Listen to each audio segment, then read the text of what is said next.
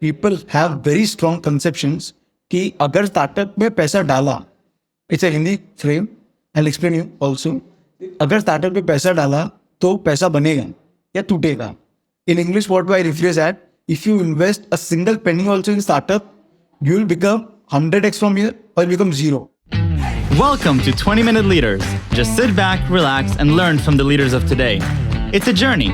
Each one is different, unique, inspiring. Let's get started. 20-Minute Leaders is a proud supporter of Make-A-Wish Israel and Tech to Peace, and is in proud collaboration with Secret Chord Ventures, J Ventures, Riverside FM, Fusion VC, Birthright Excel, J Impact, Leap, Google for Startups, and Hippo, and in media partnership with CTech. Hello and welcome to 20-Minute Leaders. Today I'm with Jeet Chandan, an experienced entrepreneur and founder. He is a marketing maestro and a fintech specialist who's created a legacy in the entrepreneurial world by working with the vision of bringing changes to the ever-evolving planet. With the aim to join entrepreneurs and businesses with the idea of new orders, Jeet has built significant platforms like Entremax, BizDateup, and Shortgun. Jeet Mukesh Chandan, welcome to 20-Minute Leaders. Thank you for being here. How are you? I'm great. How are you?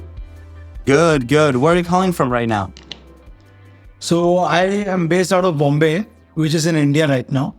And Wonderful. And so you've been very heavily involved with the tech ecosystem in India as an investor, as an entrepreneur. Tell me a little bit about your own background in the Indian ecosystem and what got you started into this whole world yourself. Okay, so people that are successful encourage others to follow in their footsteps. So I would love to take example of my dear dad, Mr. Mukesh Chandan.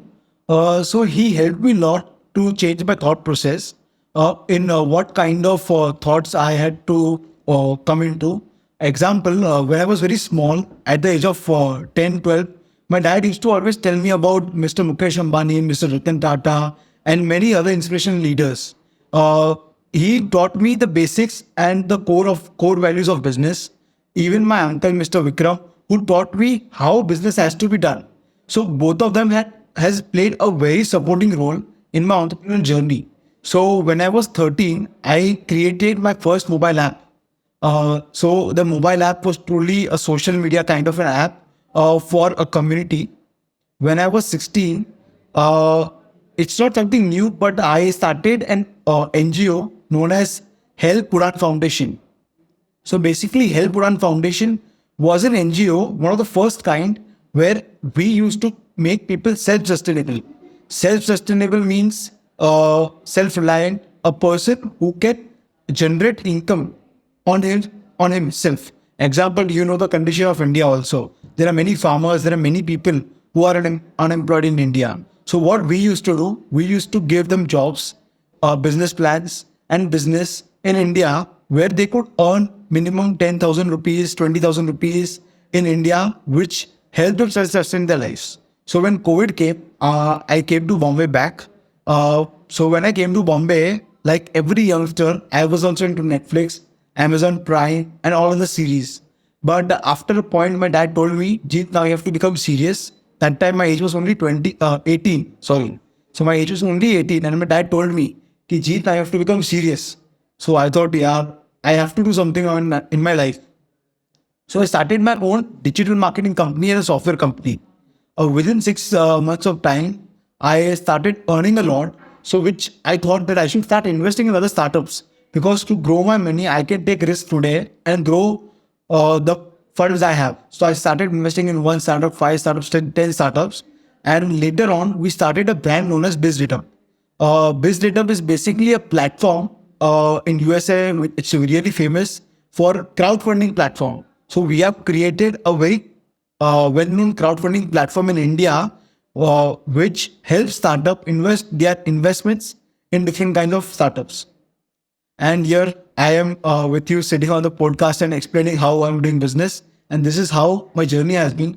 It was not difficult, but I had some different kinds of struggle in terms of convincing how a small 20-year-old boy can raise money was the most difficult part for me. to even explain my parents, even explain my colleagues, and even explain my employees. And these three things have helped me a lot, because convincing anyone for anything was becoming so difficult at a point which I decided that I have to do it, and I did it at this point. Yeah. Wow. And so what happened after that 6 month mark, which told you, okay, now I'm transitioning from focusing on earning the money to now reinvesting it? It's not a trivial transition. What led to that for you? Okay. So basically, that was not difficult, because my family background was really strong. So I did not have any financial obstacles. I had to do something this for my family. I had to raise for my family, or I have to do any kind of financial things for my family. So here I was, as an entrepreneur, I was secured here. So I could totally focus on my business, and I could take whatever kind of risk I want. If I had to play some money in crypto, if I had to bet on any of the startups, even the most riskiest of the things I'm betted on. So majorly where we invest in is early stage startups, like where they are building their MVP, whether the MVP will be built or not built. The money which we are raising will be raised. The money which I am investing will be invested. And the risk is almost 100%. It's not here, if the product is built, then only I'm investing. If the product is not even built, I bet on the founders. I bet on their integrity. And I bet if this becomes true, it's successful. Now I tell you just a small idea. It's really fascinating for me when we invested there. So it was an idea where you can charge an electric vehicle in 30 seconds. Do you think it's true? Like, it sounds difficult, right? So in India, so I've invested about 25, 30 lakh rupees in that startup in India itself. That startup right now has built its MVP recently 1 month back, where it can charge any electric vehicle in 30 seconds. So that's the kind of outputs we are getting. We have to build bet on the founders, bet on their integrity, and here we raise. And so also the decision to make it more of a crowdfunding and to make it more accessible to, to people around. And when you go through the website, part of it is also, the small amount that you have to invest in order to be a part of the ecosystem. Where does that come from? That thesis? Okay, that thesis was something everyone believes that India's economy in next 5 years is going to grow tremendously. So by that statistics, the per capita income will also increase. People are going to invest in crypto also. People are going to invest in stock market also. So why not startups? If people who can invest in crypto, I don't say crypto is wrong, but crypto is something which you can't see. If people can invest in crypto, which is an underlying technology, then why not in startups? Startups are something which are built on the roots, which is something you can watch, you can see everyday growth. It's like, it's not based on someone's demand and supply. Whereas crypto is basically majorly based on the demand, supply, and the technology and the community. But these kinds of startups are basically based on the technology, based on their product, based on the marketing, based on multiple solutions which India is requiring now, and which I believe that startups have a great future in India. There are many startups who are in losses, there are many startups in profits, and there are many startups which are growing continuously in India. I thought, why not a retail investor or a small investor like every one of us should get a chance to invest in India? Because everyone can't invest 5 lakhs, 10 lakhs, 20 lakhs, 30 lakhs, right? So everyone should get a chance to invest in India. That was my vision. Tell me a little bit more about India as a startup ecosystem from your lens. You're choosing to invest in India, and obviously it's an emerging market with so much innovation, so much crazy things happening. Tell me a little bit about what you're observing around you. Okay, so I'll start from some basics only. So 2 years back, when I was in Bangalore, the hub of startups, I met an auto rickshaw person. Okay? So he was an engineer, a software engineer. So what he used to do, so from morning to evening, he used to work at his office in Wipro. Evening, he used to come at home. He used to drive rickshaw, like rickshaw, a three-wheeler automobile vehicle. He used to start riding rickshaw till 12 o'clock. And one day I came across him and I spoke to him. Why are you doing this? You have a good salary, good package, and why are you driving rickshaw? So what he told me that in job I am earning approximately 40,000 rupees per month. And by driving this rickshaw half a day, I get 25,000 bucks. So you're getting the point. And he told me that I have this idea and I want to build this and I have to raise some funds for that. So I was understanding in Bangalore, in cities like Bangalore, if people have a mindset of entrepreneurship from that set, then what will the people in tier 2, tier 3 cities do? Understanding, right? People in tier 2, tier 3 cities will grow tremendously in India. So I'll give you some tier 2, tier 3 example also. So in tier 2, basically the startup ecosystem is going to grow tremendously. So I have my 2 incubation centers in Meerut and Jaipur right now. We are planning to build approximately 50 more in the next 6 months. Wow. With my startup BizDateup.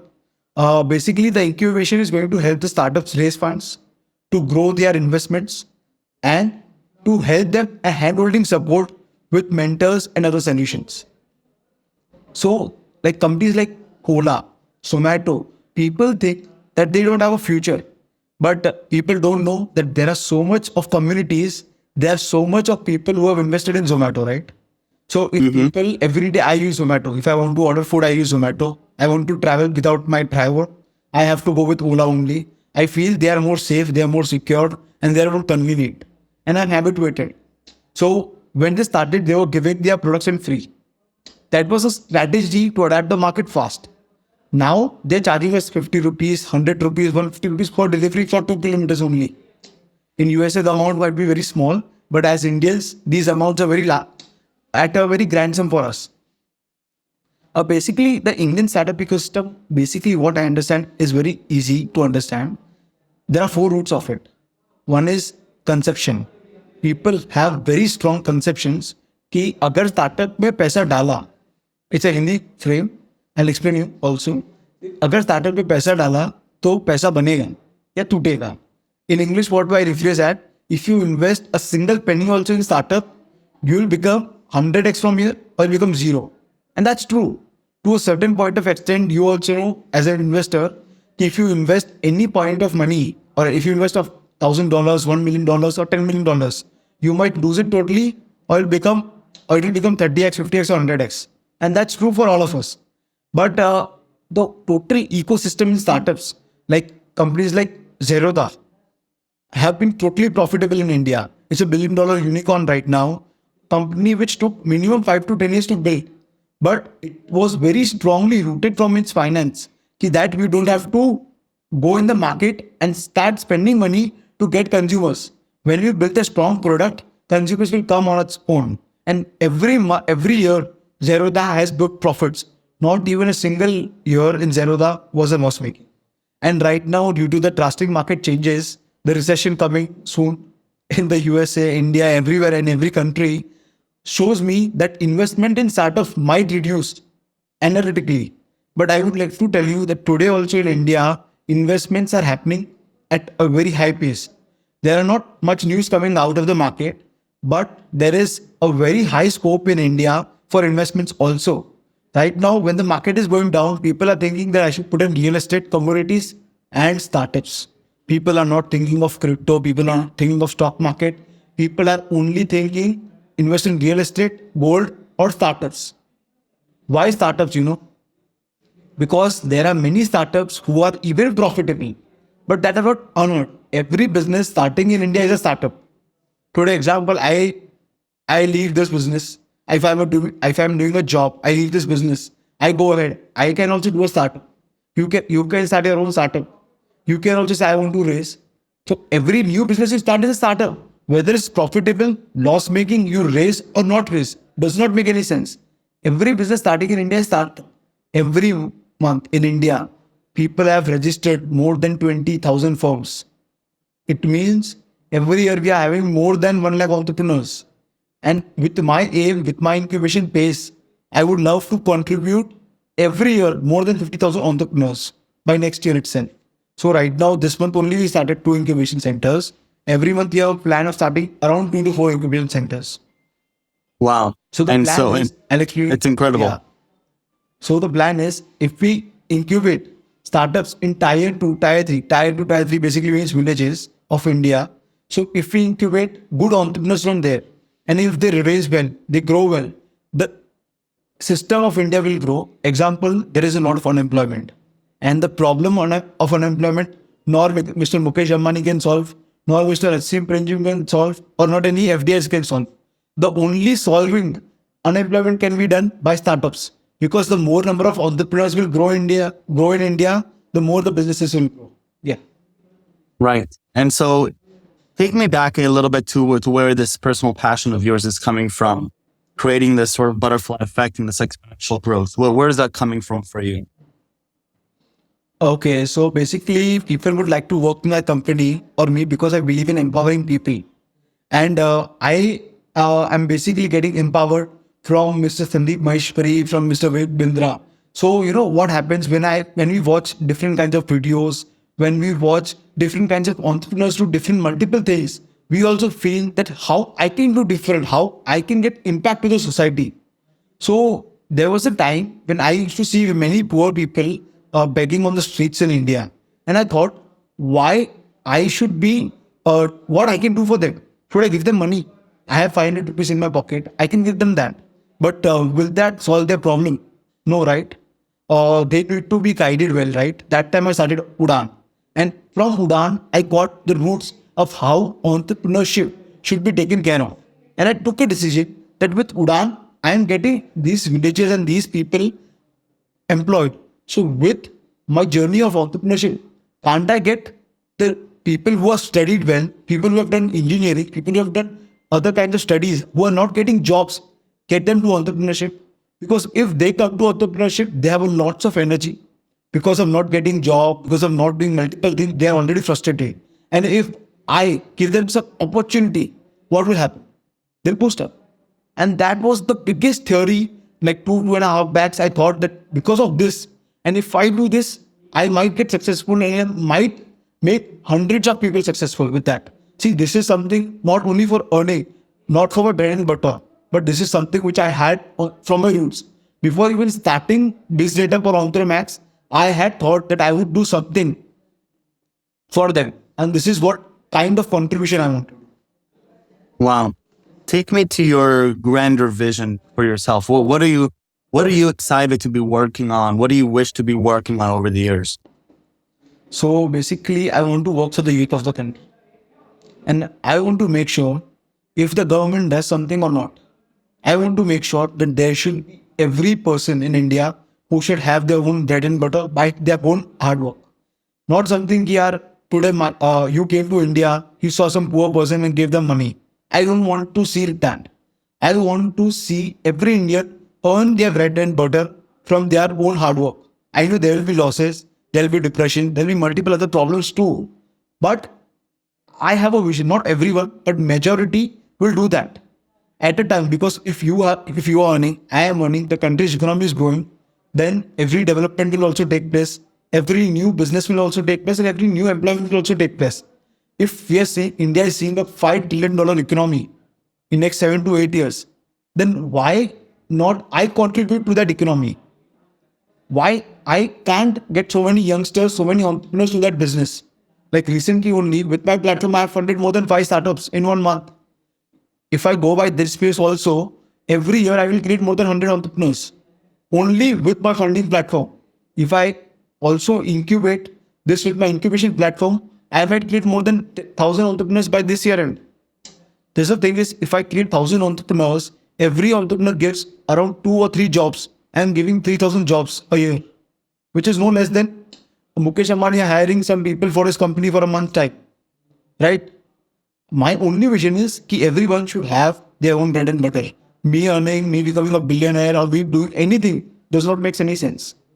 Today, I will do, or someone else will contribute to India. It may be you, it may be some other entrepreneur. But something, this is what I want to contribute if I'm alive for a long time. Yeah. Amazing. And so how are you getting people around you to build that vision with you? How do you draw them in? How do you even draw them into this greater vision? Are they specifically in the vision of BizDateup? How do you get them riled up for this? So Basically, there are two parts of it. If I'm getting any employee on board, I don't speak much about my vision because I know that till a long time. Example, if you are not working with me for more than 6 months, 8 months, or 1 year, the employee never comes close to me because there is a policy with me that I should not be sharing all my vision, all my ideas to everyone, right? So what we do, my only core committee or core management of the company, the core directors only know about my vision. And I have already convinced them, like nobody is taking salaries. For your information, there are senior officials like 30 years or 40 years bankers also working with me. There are some youngsters who are already HNIs, or you can call them already at a very good phase working with me. And no, we're not paying them salaries. We're not paying them dividends. They don't have much Right. ESOPs also, and they're working for us because they believe in me. Basically, I have made them trust on me that why we should do this together, why you should collaborate with me, and why you should come with me. And that's the one point. I love it. Jeet, I really want to thank you for coming here, sharing with me these 20 minutes. Sounds like you're working on some really amazing initiatives and with a big vision for what you're doing now and even greater vision for what you're doing later on. And thank you very much for the time and for the energy, and best of luck. Thank you, Michael. I just want to conclude this meeting. I'm really happy to have this podcast with you. And I just want to tell you that we should collaborate somewhere or the other because I have read your profile, LinkedIn, everything else. And I feel we have some chronology, syncology together, right? Would love to. Would love to. Thank you very much, Thank Jeet. you. Yeah. Thank you. Thank you.